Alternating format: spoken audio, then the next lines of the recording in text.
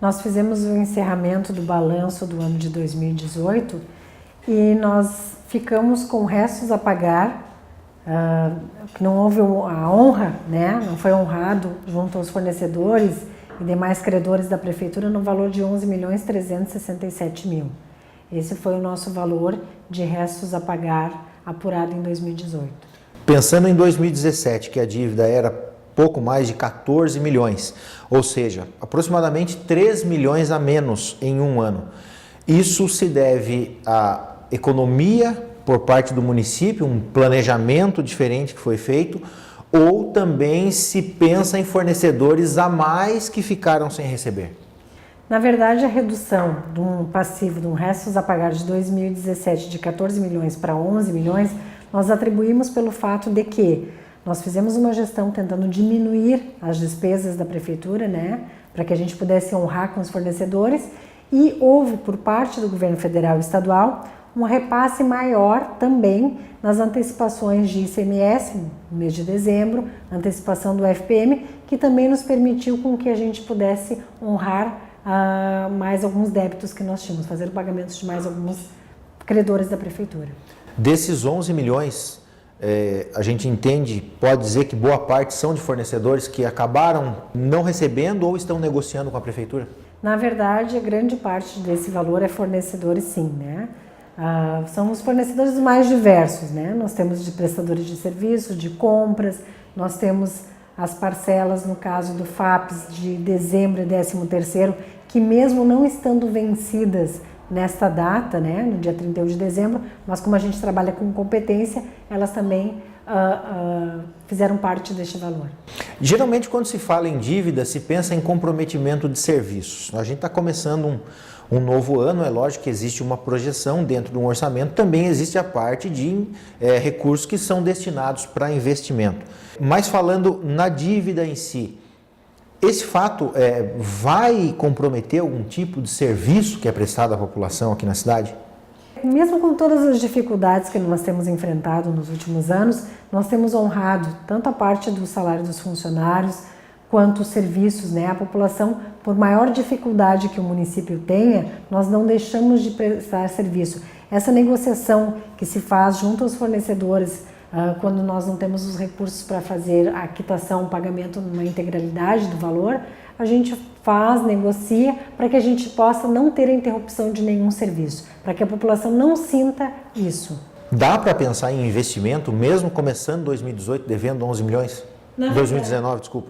Na verdade, o que nós temos em relação ao nosso orçamento? O orçamento do município de Cachoeira do Sul, ele é maior para a parte de custeio. Nós temos grande parte dos nossos recursos de investimento através de convênios, de emendas parlamentares. Então, a nossa capacidade de investimento se dá muito mais pela nossa capacidade de firmar convênios, de pleitearmos recursos a nível estadual e federal, do que propriamente os valores dos impostos. Hoje, os valores que nós temos de transferências dos impostos a níveis federais e estaduais, nós utilizamos muito para a manutenção da máquina.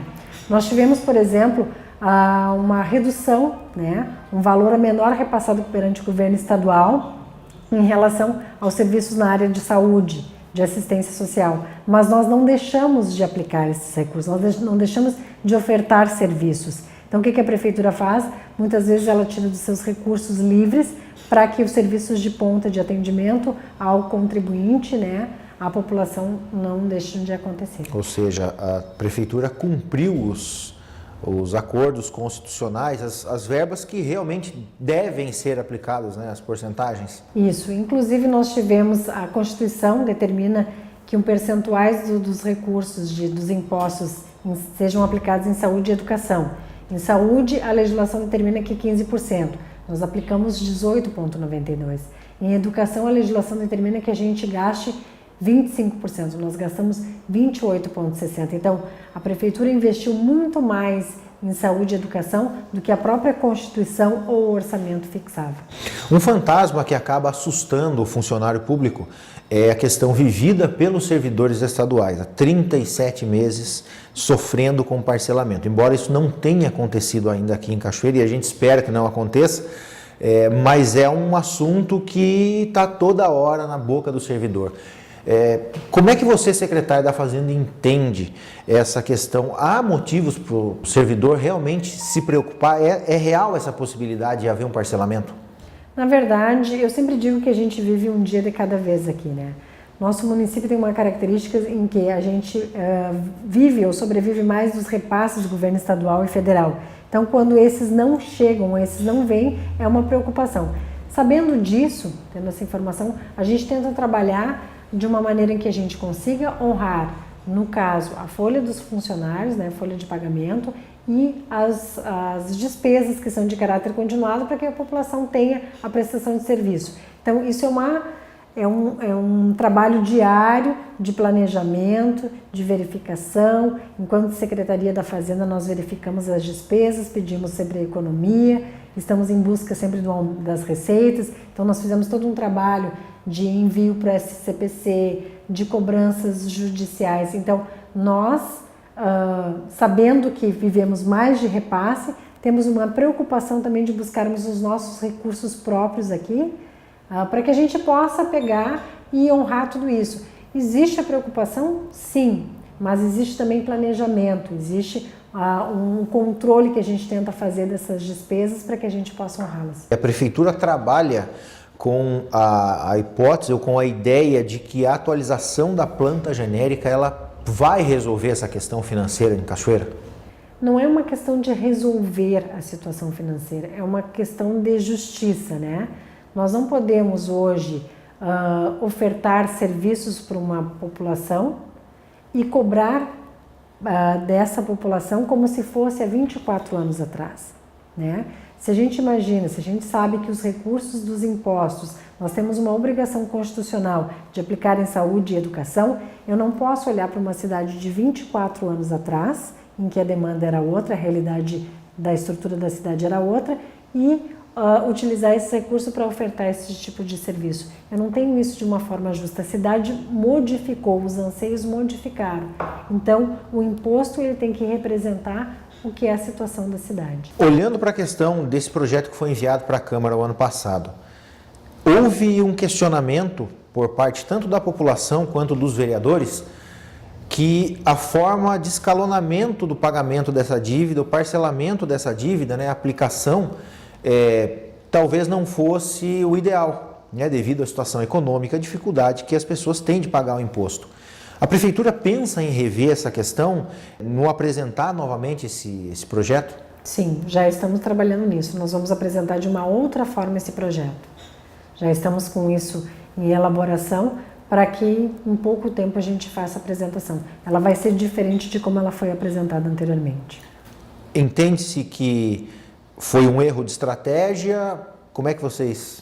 Não diria que é um erro de estratégia. Nós apresentamos de uma forma, não houve uma aceitação nesse sentido. Então, o que a gente tem que fazer? A gente tem que rever. E essa é a ideia. Apresentar o projeto de lei de uma outra forma para que as pessoas possam entender que tem essa necessidade e que a Prefeitura ela precisa fazer isso. Que estratégia usar, secretária, para, digamos, convencer os vereadores? Por quê? Aqui na Prefeitura a questão é tratada de forma administrativa, mas lá a questão é política, né? E acredito que muito do fato dos vereadores criticarem e questionarem a proposta é porque talvez politicamente eles entendem que seriam os mais prejudicados. Muda-se também a estratégia, a abordagem com os vereadores? Como é que vocês pretendem lidar com essa situação? Eu acho que o fato de nós estarmos remodelando o projeto é exatamente para que essa parte técnica seja demonstrada de uma forma que politicamente, de uma forma que a população se conscientize da necessidade e que não tenha essa questão de que está sendo feita de uma forma muito impactante. Então a gente está modificando o projeto. Secretária, a gente falou de parcelamentos e tal, mas ainda tem a questão dos aumentos, né?